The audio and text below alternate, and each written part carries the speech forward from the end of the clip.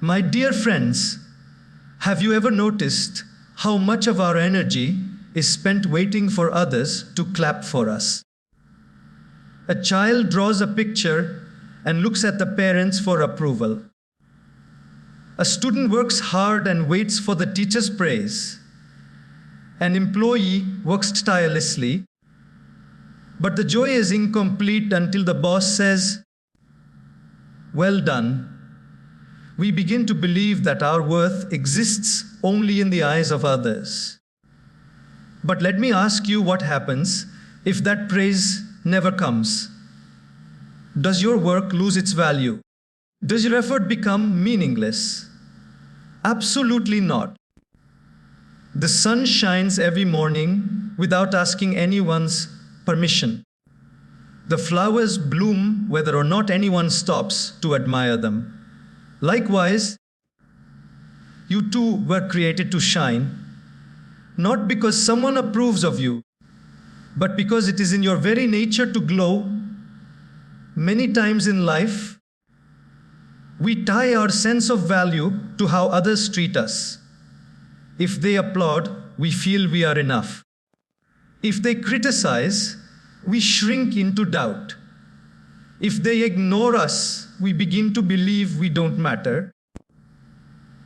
But pause for a moment and reflect this. Does the diamond lose its worth simply because no one wears it? Does gold lose its value simply because it lies buried under the earth, unseen for years? The truth is, value is not created by recognition, it is revealed by awareness. And this is where we must begin, understanding our inherent worth. As children, most of us are conditioned to chase approval. A little boy scores well in school, and the first thing he does is run to his parents, hoping to hear, "I'm proud of you." A young girl dresses beautifully, but the smile on her face depends on whether her friends notice and compliment her. From the very beginning, we learn to outsource our self-worth, and that becomes a lifelong habit. But here's the reality: if your sense of worth depends on how others see you, then your entire life will be like a boat tossed by every passing wave. One person praises you and you rise. Another criticizes you and you sink. True freedom begins when you anchor yourself to your own sense of value, independent of anyone's opinion. Think about a tree. A tree does not grow tall and strong because people come to admire it. It grows because it is meant to grow. Even if no one notices, the tree continues to spread its branches, give shade, and bear fruit. You too are like that tree. Your worth does not increase when others praise you, and it does not decrease when others overlook you. It is constant because it comes from within. One of the greatest mistakes we make is attaching worth to performance. We think, if I achieve this, I will be worthy. If I succeed in this, I will be enough. But achievement is external. Worth is internal. A newborn baby has not accomplished anything in the world. Yet we hold the child in our arms and say, "What a precious life." Why? Because worth is not earned, it is inherent. The baby doesn't need to perform, prove, or achieve to be valued. And neither do you. When you understand your inherent worth, you stop negotiating with the world for acceptance. You don't need to dress a certain way, speak a certain way, or live a certain way just to fit in. You may still choose to improve yourself, but not out of desperation for approval, rather out of love for growth. Improvement becomes a gift to yourself, not a bargain with society, of course. This doesn't mean we ignore feedback or never care about relationships. It simply means that our foundation is stable. Just as a mountain remains unmoved by the changing weather, your sense of worth remains steady even when people's opinions shift like clouds. One day, people may cheer you, the next day, they may doubt you. But if you truly understand your worth, neither praise will make you arrogant, nor criticism will make you insecure. When you stand rooted in this awareness, something magical happens. Your presence changes. You no longer walk into a room hoping to be liked. You walk in carrying light. You no longer speak to be accepted.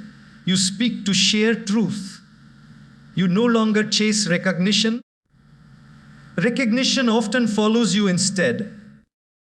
People feel your confidence, not because you are loud, but because you are grounded.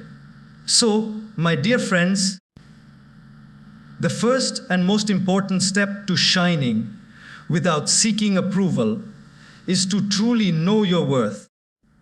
Not the worth that comes from success, beauty, or applause, but the worth that comes simply from being who you are. It is already within you, waiting to be embraced. Most of us do not realize how much power we give away to others in our daily lives. A single comment from a friend can make or break our mood. A casual remark from a colleague can either lift us up or leave us doubting ourselves for days. And this happens because, knowingly or unknowingly, we have made external validation the measure of our worth. It is as if we are carrying a remote control of our happiness, but instead of keeping it with us, we have handed it over to everyone else around us. Whoever presses the button decides how we feel. If someone praises us, we glow. If someone criticizes us, we sink. If no one notices us, we feel invisible. Living this way is exhausting because it means our peace depends on forces we cannot control. Imagine sitting in a room full of switches that control the light. Every person you meet holds one switch. Some turn your light on, others turn it off. And you sit there, helpless, waiting for them to decide whether you will shine or stay in darkness. That is exactly what happens when we live for external validation. We lose our power and become dependent on others for our sense of brightness. But life was not meant to be lived this way. Detachment from external validation is about reclaiming your switch. It is about saying, my shine is not negotiable. My happiness is not up for auction. I will glow because it is in my nature, not because someone approves. The truth is, external validation is fleeting. People's opinions are like the weather, constantly changing. One day the sky is clear and sunny, the next day it is cloudy and stormy. If you depend on the weather to feel secure, you will always be anxious. In the same way, if you depend on others' approval, you will always be restless. Detachment doesn't mean you stop caring about people altogether. It means you stop depending on them for your self-worth. You still listen, you still learn, you still value relationships, but you are no longer enslaved by the need for constant reassurance. There's an old saying, a bird does not sing because it has an audience. It sings because it has a song. Think about that. A bird on a tree doesn't check whether people are listening before it sings. It sings because that is its nature. Similarly, when you detach from external validation, you act from authenticity, not from expectation. You do your work not because you crave applause, but because you love the process. You speak your truth not because you want people to agree, but because it is aligned with your heart. You express yourself not to be admired, but simply because it is your song. This kind of detachment brings, there's an incredible sense of freedom. Imagine walking into a gathering without worrying what people will think about your clothes, your words, or your presence. Imagine working on your goals without the constant fear of judgment. Imagine creating something not to be praised, but because you feel joy in creating it. That freedom is priceless because it shifts the power back into your hands. Of course, detachment is not built overnight. It requires practice. It requires moments of pause when you notice yourself waiting for a response. It requires asking yourself, am I doing this to express or am I doing this to impress?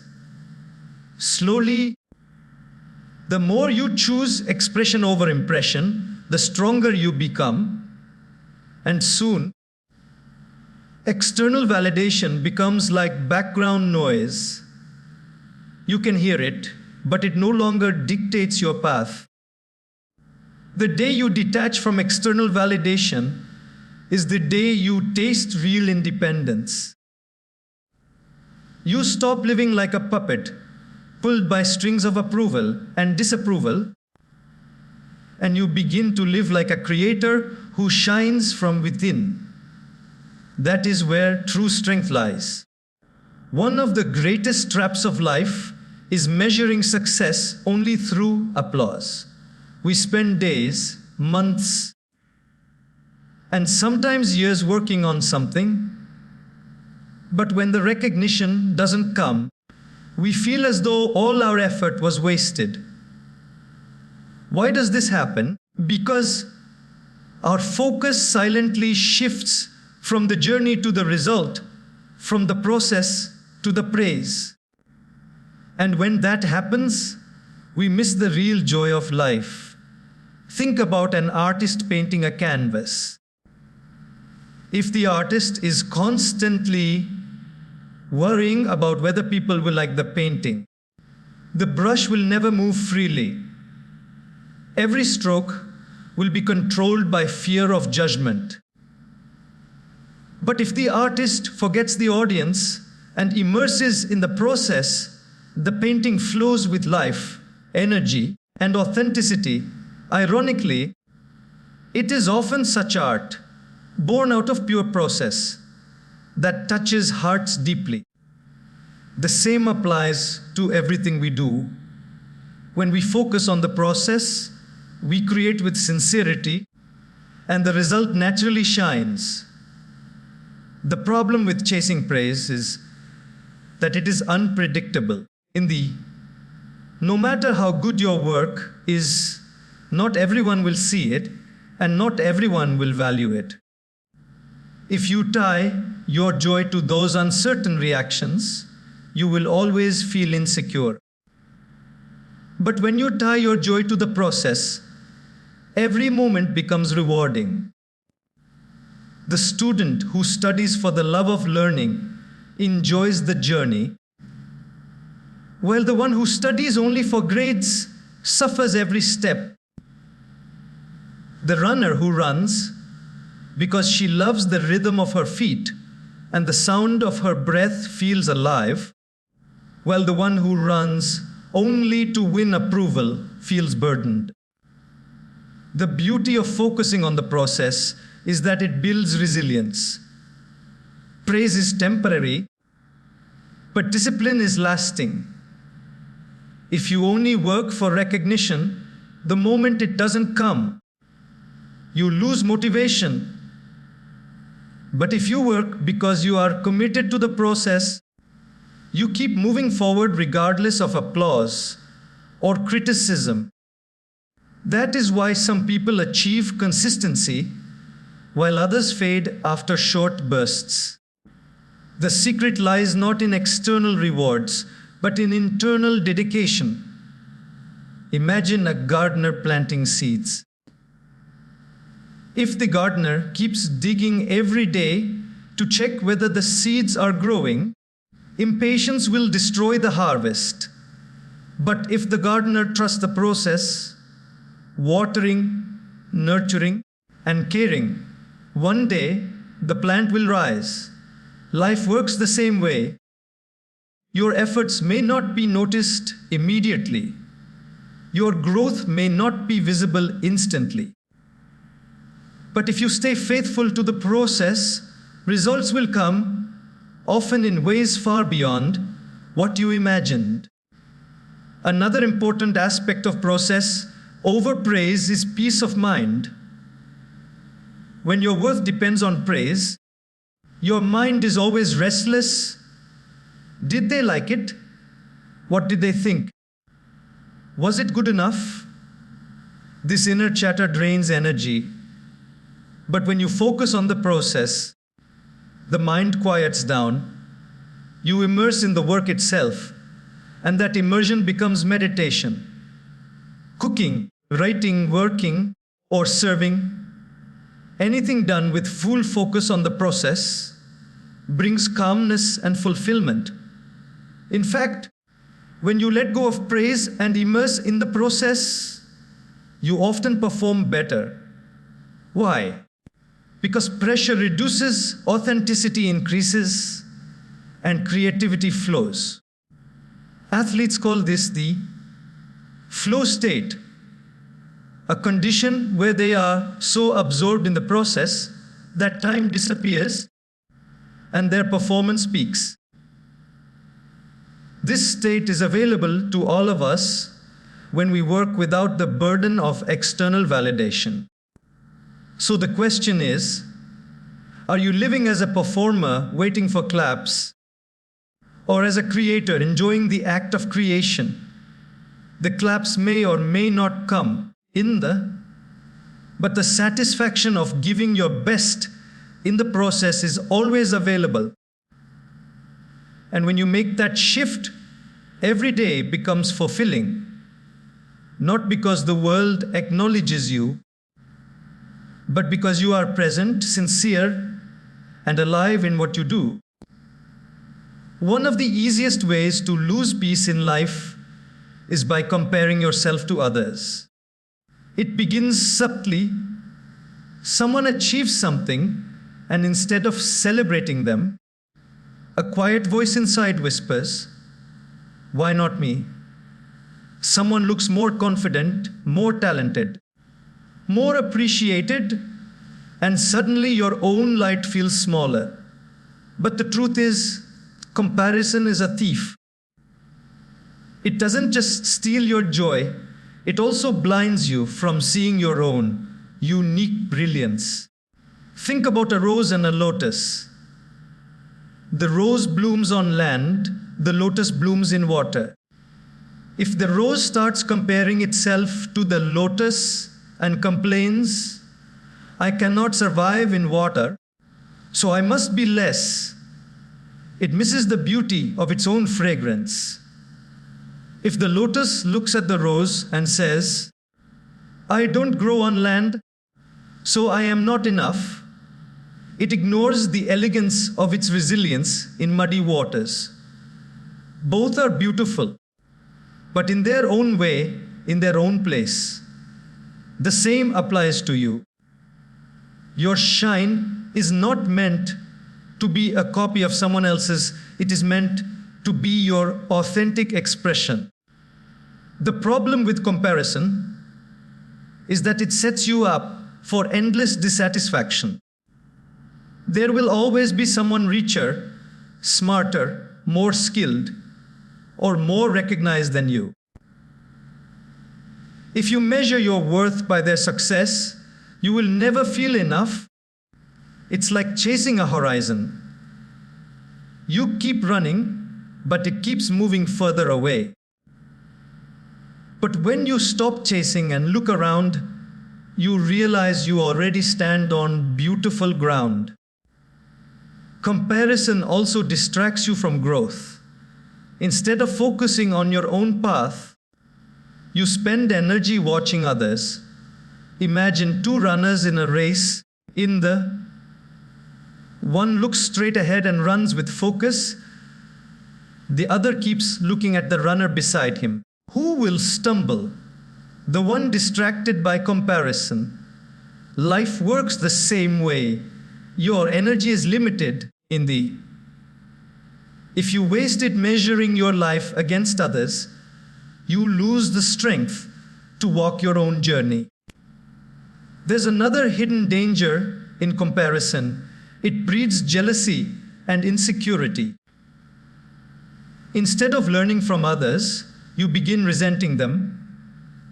Instead of celebrating their success, you feel threatened by it.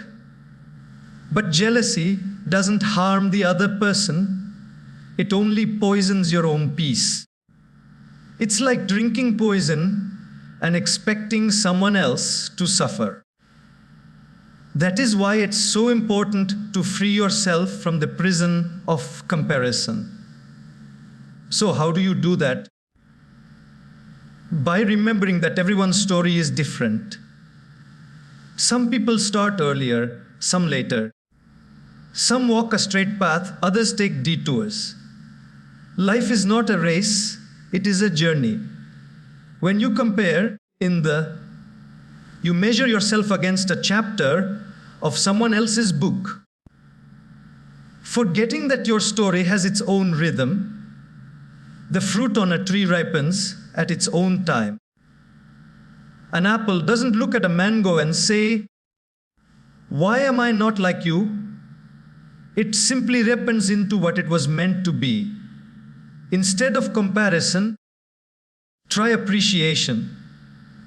When you see someone doing well, instead of thinking, "I am less," shift the thought to, "They are shining, and I too have my shine." Appreciation expands your heart, while comparison shrinks it. And when your heart expands, you not only honor others, but you also create space to discover your own light When you truly understand that comparison is meaningless, you begin to live with ease. You no longer dim your shine because someone else is glowing. The stars in the sky never compete.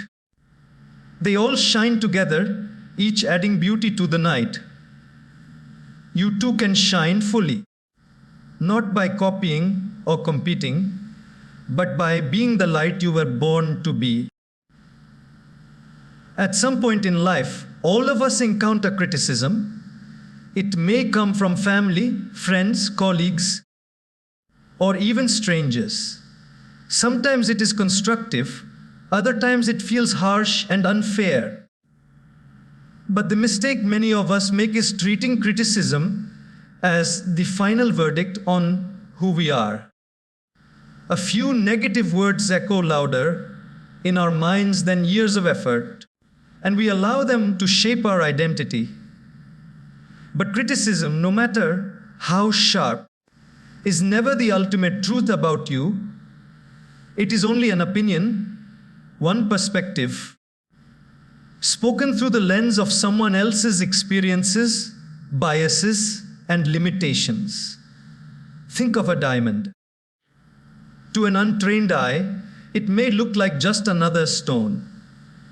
Someone might dismiss it as worthless, while another person sees its brilliance and treasures it. The diamond doesn't lose its shine simply because someone fails to recognize it. In the same way, you don't become less valuable just because someone criticizes you. Their words reflect their perception, not your essence. The real danger of criticism is not in the words themselves, but in the weight we give them. We replay them in our heads, overanalyze them, and allow them to wound our confidence. But imagine if every tree stopped growing because someone said its branches were crooked. Imagine if every river stopped flowing because someone thought it was too noisy. Nature does not stop being itself because of criticism, and neither should you. Of course, this does not mean we ignore all feedback. Criticism can sometimes carry seeds of truth, but we must learn to sift the useful from the unnecessary. Think of it like panning for gold in a river. You filter out the dirt and keep the valuable nuggets. If someone points out a flaw in your work that can help you improve, take it as guidance. But if their words are meant to belittle, discourage, or control you, let them pass through like wind. You don't have to carry every opinion you hear. One of the reasons criticism feels so heavy is because we secretly seek approval. When someone praises us, we feel validated, but when they criticize, we feel crushed. This shows that we have placed too much power in their hands. The way out is to anchor yourself in your own values. When you know you acted with sincerity, honesty, and effort, criticism loses its sting. It becomes just another sound in the background, not a verdict carved in stone. History is full of people who faced relentless criticism, yet continued to shine. Great inventors were laughed at, thinkers were doubted, artists were rejected, and leaders were mocked. But they understood something vital: if criticism had the power to define them, they would never achieve anything meaningful. They did not allow temporary words to silence their purpose. That is the attitude we, too, must cultivate. It helps to remember that criticism often says more about the critic than about you. A bitter heart sees flaws everywhere, while a generous heart encourages. If someone criticizes harshly, it may reveal their own frustrations, insecurities, or limitations. Why carry their burden as your truce? Their words are a reflection of them, not a definition of you. The moment you stop treating criticism as a verdict, you begin to live freely. You no longer hesitate to try, create, or speak your truth because of fear. You understand that no matter what you do, someone will always have something to say, and that is perfectly fine. Criticism will always exist, but its power over you depends entirely on how much importance you give it. There is a special kind of strength that comes when you live in harmony with your values. Many people appear confident from the outside, but inside they are restless. Why? Because their actions do not match their inner compass.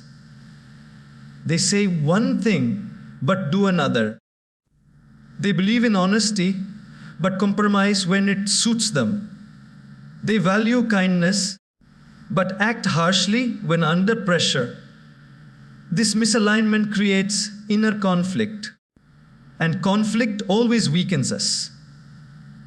But when your actions reflect your principles, something powerful happens.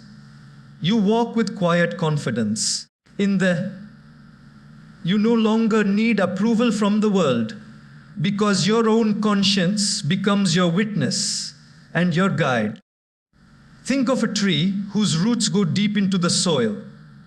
Storms may come, winds may blow, but the tree stands strong because it is rooted.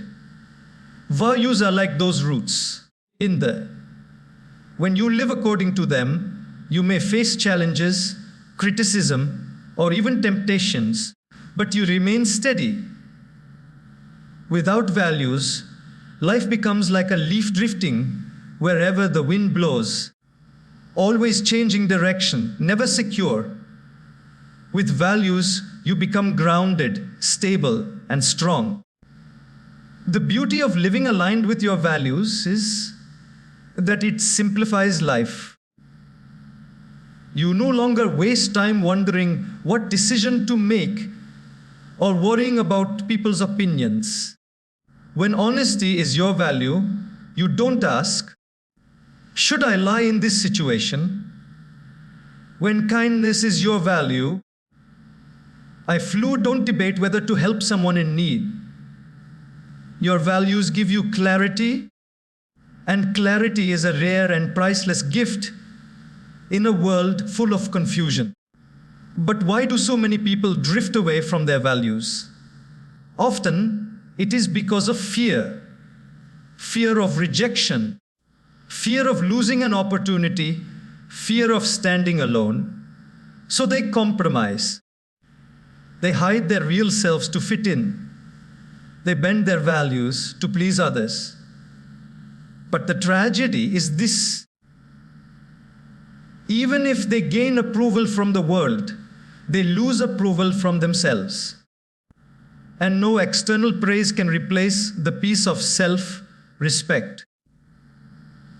Living aligned with your values also gives you resilience. When people criticize you, you don't crumble because deep down you know you acted in alignment with what you stand for. You don't need everyone to agree because your inner compass tells you that you stayed true. This is a strength no applause can give and no criticism can take away. I think about the people you admire most. Is it their wealth, their fame, or their skills that inspire you? Or is it their integrity, their consistency, their courage to live by what they believe? Greatness is not measured by how much you have, but by how deeply your actions reflect your principles. Living with values is not always the easiest path, but it is the path that brings lasting dignity and peace. When you live this way, your presence naturally inspires others. You don't even have to preach. Your life itself becomes the message. People trust you, not because of your words, but because of your consistency. They respect you, not because you are perfect, but because you are authentic. And authenticity is rare in a world full of masks. The secret is to take time to know your values clearly. Ask yourself, what do I stand for? What matters most to me? And once you know, let those values guide your choices, big and small. Every time you act in alignment with them, you strengthen your inner foundation. Every time you compromise, you weaken it. Slowly, you realize that true happiness is not found in trying to please everyone, but in honoring the voice within.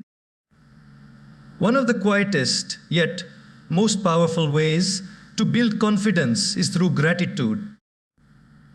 We often think confidence comes from achievements, recognition, or material success. But these are external sources, and external things can be taken away. True, lasting confidence is internal. It comes from how you see yourself and the life you have been given. Gratitude transforms that vision. When you choose to be grateful, you stop focusing on what you lack and begin to recognize the abundance already present in your life. And when your eyes are trained to see abundance, your heart naturally fills with confidence. Many people live in constant comparison because they only see what others have that they don't. They notice someone's beauty, someone's wealth, someone's talent, and immediately feel smaller. Gratitude flips this mindset. Instead of thinking, I don't have enough, you begin to think, I already have so much.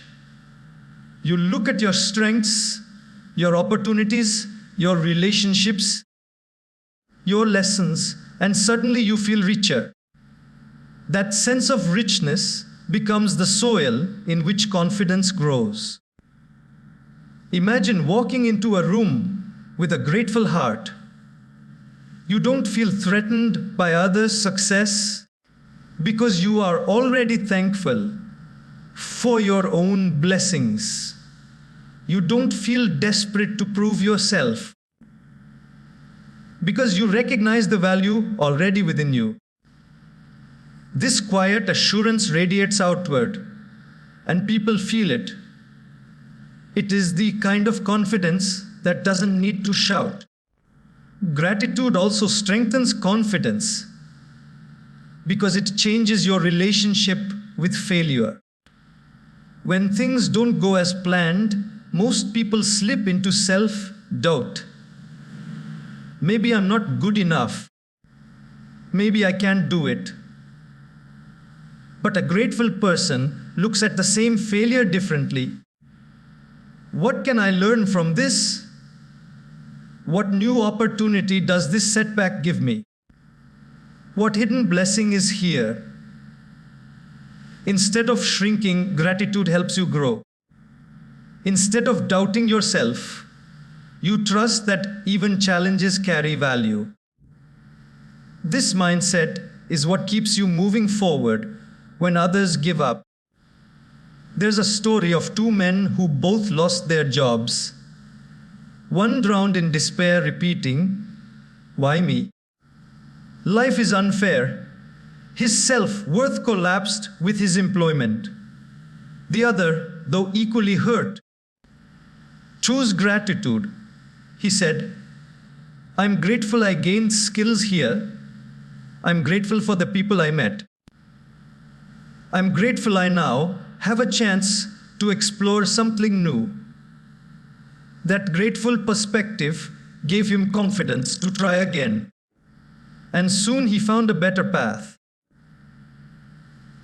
The difference between them was not the situation, but the lens through which they viewed it.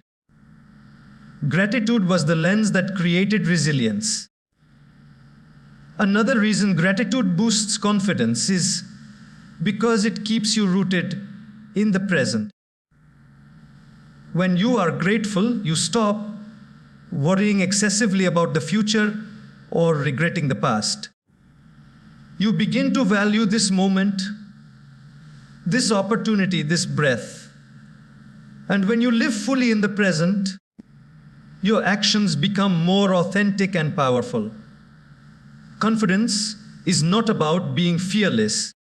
It is about being fully engaged. Gratitude grounds you in that engagement. Finally, gratitude reminds you that you are not alone. Every success you have ever had was supported by others. Parents, teachers, friends, even strangers who showed kindness. When you acknowledge this, you feel connected to something greater than yourself. And when you feel supported by life itself, how can you not walk with confidence? So gratitude is not just a polite habit of saying, "Thank you." It is a perspective, a daily practice, a way of training your mind to see light where others see darkness. And every time you choose it, you add a brick to the foundation of unshakable confidence. For many people, The loudest voice holding them back is not the voice of others, but the one inside their own mind. This inner critic constantly whispers, "You're not good enough. You're going to fail. Others are better than you. Why even try?" Sometimes it shouts, sometimes it whispers softly, but it has a way of slipping into our thoughts at the most important moments. And the tragedy is that we often believe it. We mistake that inner critic for truth when, in reality, it is only fear disguised as reason. Learning to silence this voice is one of the most important steps to shining without seeking approval. The inner critic is often born from our past. A childhood mistake followed by harsh scolding, a teacher's negative words, a friend's mockery. These moments plant seeds of self-doubt.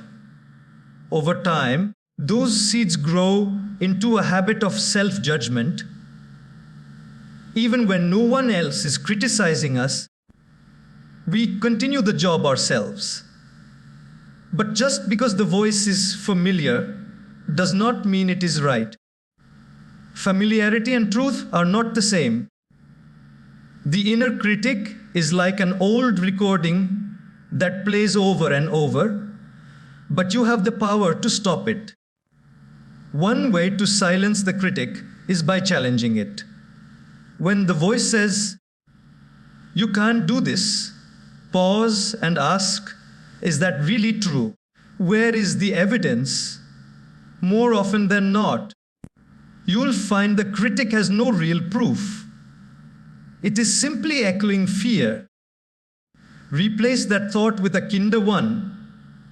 I may not be perfect, but I can learn. I can grow. I can try. This shift from judgment to encouragement weakens the critic's grip. Another powerful way to silence the critic is through compassion. Imagine speaking to a close friend who is struggling. Would you tell them, "You are worthless. You will fail"? Of course not. You would comfort them, remind them of their strengths, encourage them to keep going. So why not offer the same compassion to yourself? Self-compassion is not weakness, it is strength. It is the courage to treat yourself with kindness, even in the face of mistakes. It also helps to remember that the inner critic is not trying to destroy you. It is trying to protect you, but in the wrong way. Its goal is to keep you safe from embarrassment, rejection, or failure. But in doing so, it cages you, stopping you from growing. Thank the critic for its concern, but remind it that you no longer need to live in fear. You are capable of facing challenges, and failure is not the end of your worth. Silencing the critic does not mean you never doubt yourself again. Doubt may still come, but you no longer let it control you. You learn to hear the voice, acknowledge it, and then choose a higher voice, the voice of wisdom, courage, and possibility. With practice, the critic grows quieter, and your inner supporter grows stronger.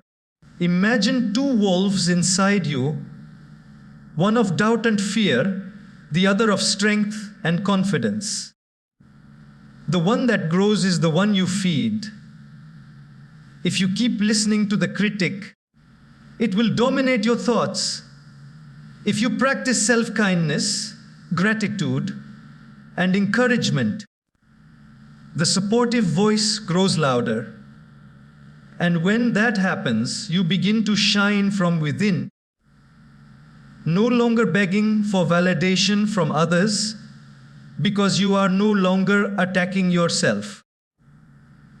The greatest freedom is not just freedom from others' judgment, but freedom from your own harsh judgment.